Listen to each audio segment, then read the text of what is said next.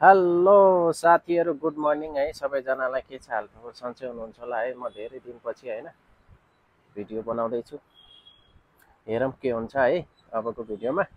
साथीहरू, बाहिरको मौसम चाहिँ एकदम क्लियर छ है, देख्न सक्नुहुन्छ। बादल चाहिँ लागिरहेको छ, क्लियर भन्दा पनि है। बिरयानी बनाएर खाने भन्ने प्लानमा छु है। यहाँ रेडी गरिरहेको छु, टक्क देख्न सक्नुहुन्छ। चिकन छ आधा केजी होइन। मैले यहाँ तेल पनि हालेको छु। चिकनलाई फ्राई गर्नुपर्छ अलिकति। अनि प्याज, टमाटर, धनियाँ, हरियो खुर्सानी अनि पुदिना छ है बिरयानीको लागि। तेल पनि गरम भइसक्यो होइन, एकदम तातिसकेको छ। यसमा चिकन हाल्नु पर्यो।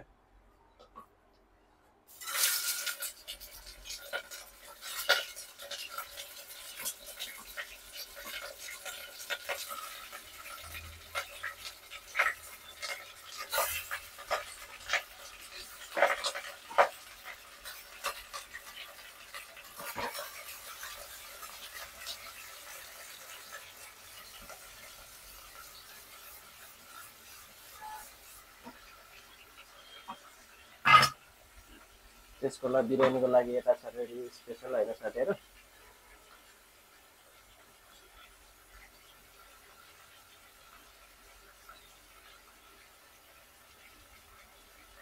मैले चाहिँ होइन चिकनलाई हल्का रोस्ट गरेर राखिसकेको छु।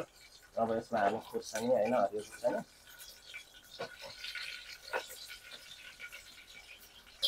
अनि यसमा राखिदिउँ अब प्याज होइन।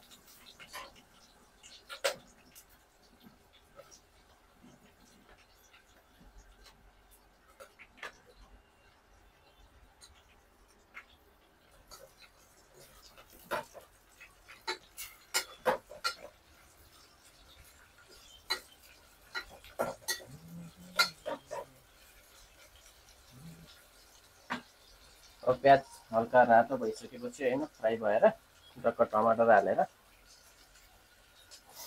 मसला हालेर ग्रेभी बनाएर अनि चिकन हालिन्छ है।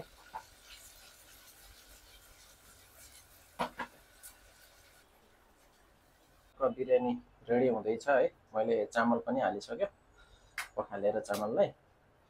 अब एकछिनमा यसलाई ढक्कन लगाएर बन्द गरिदिनुपर्छ। अनि त्यसपछि बिरयानी रेडी भइसकेपछि बिरयानी पनि रेडी भइसक्यो है। अब खानुपर्छ बिरयानी। भोक पनि लागिसक्यो, टाइम पनि 1 बजिसकेको छ साथीहरू है। यस्तो भएछ मेरो बिरयानी चाहिँ। अब अलिकति धनियाँ हाल्दिउँ माथिबाट टक्क लगाएर होइन।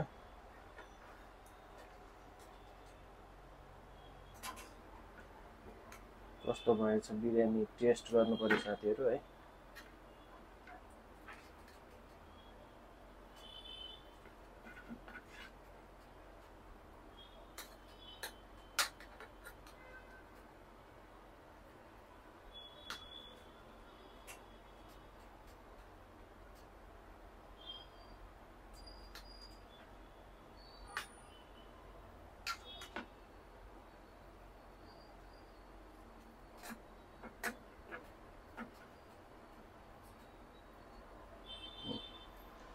यति त खानु पर्यो।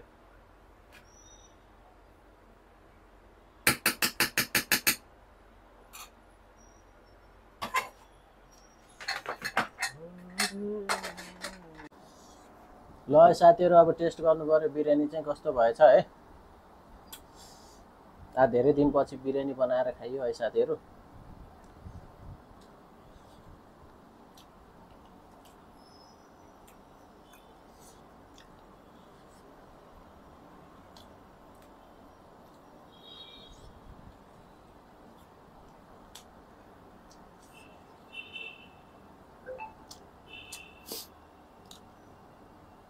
मिठो भएछ तर हल्का स्पाइसी भएछ है। म एकदमै खुर्सानी कम खाने होइन, हरियो सेला काटेर हालेको। यस्तो छ कि खुर्सानी।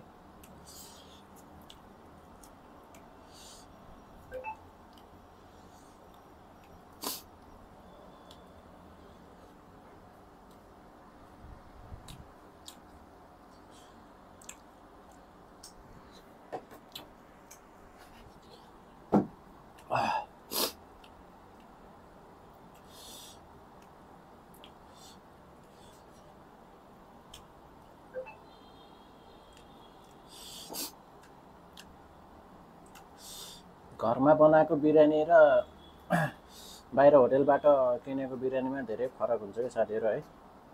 घरको एकदम टेस्टी हुन्छ भने बाहिरको धेरै मसला हुन्छ हैन।